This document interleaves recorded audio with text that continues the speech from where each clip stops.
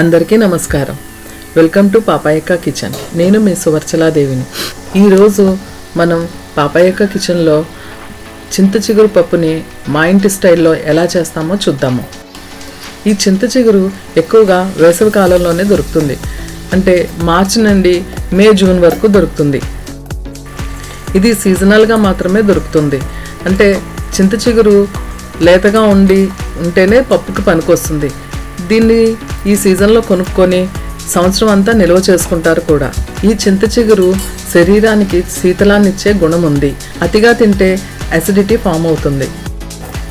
ఈ చింత చిగురు పప్పు వేడివేడి అన్నంలో నెయ్యి వేసుకొని పక్కన అప్పడం కానీ చల్లమిరపకాయ కానీ రసం మామిడి పండుతో కానీ చాలా బాగుంటుంది. ఒక్కసారి ట్రై చేసి చూడండి మీరు ఈ సైడ్ డిషెస్ తోటి. ఫస్ట్ టైం కనుక నా ఛానల్ని చూసేవాళ్ళు సబ్స్క్రైబ్ చేయండి. కింద ప్రతి వీడియోకి కామెంట్ చేయడం మర్చిపోవద్దు. వీడియోని ఎక్కడా స్కిప్ చేయకుండా చూడండి. స్టెప్ బై స్టెప్ చూస్తేనే మీకు వీడియో అర్థమవుతుంది.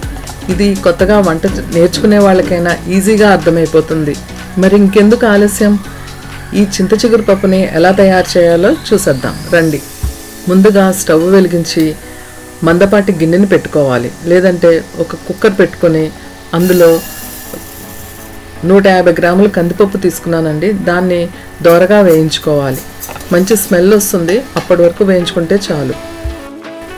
పప్పు వేగే లోపల మనం చింత చిగురుని శుభ్రం చేసుకుందాము.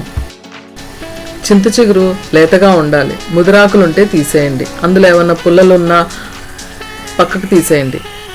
తర్వాత దీన్ని 2 సార్లు శుభ్రంగా నీళ్లతో కడగాలి. కడిగిన తర్వాత ఒక చిల్లుల గిన్నెలో దీన్ని నీళ్ళని వడిలిపోయేలాగా పెట్టుకోవాలి. వీడియోలో చూపించిన విధంగా మనం దీన్ని చిల్లుల గిన్నెలో వేసుకొని పెట్టుకోవాలి. ఈ ఆకును శుభ్రం చేసుకునేటప్పుడు మధ్య మధ్యలో పప్పును కూడా చూసుకుంటూ ఉండండి, లేకపోతే మాడిపోతుంది.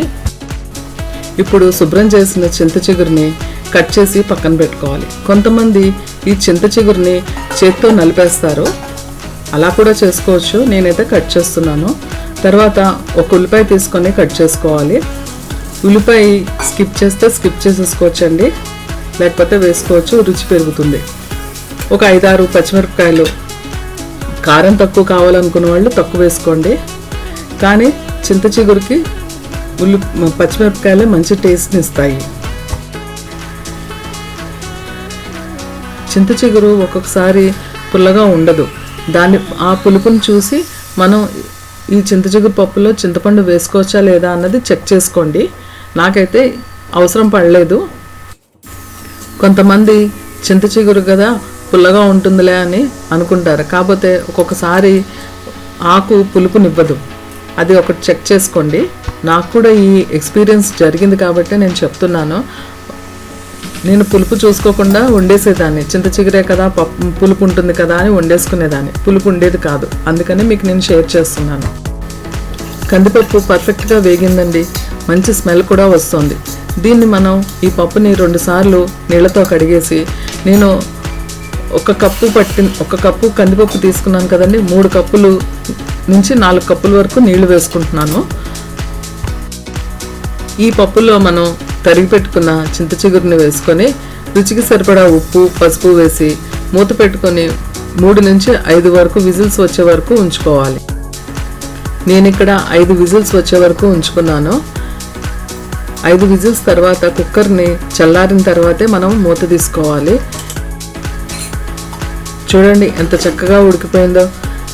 ఇప్పుడు మనం దీనికి తాలింపు వేసుకుందాము. వెల్లుల్లిపాయలు, ఆవాలు, జీలకర్ర, ఎండుమిర్చి, ఇంగువ.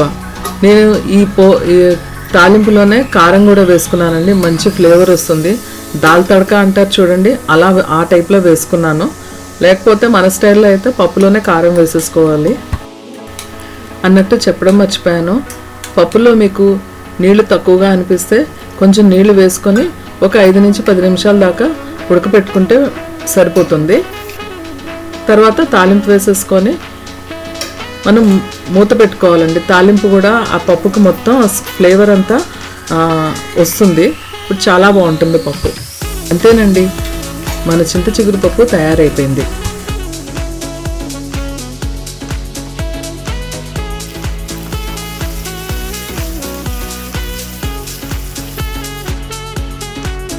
ఇది అన్నంలోకి చపాతీలోకి కూడా చాలా బాగుంటుంది. ఒక్కసారి ట్రై చేసి ఎలా ఉందో చెప్పండి, కామెంట్ సెక్షన్లో కామెంట్ చేయండి. అన్నట్టు చెప్పడం మర్చిపోయాను, సబ్స్క్రైబ్ చేయడం మర్చిపోవద్దే.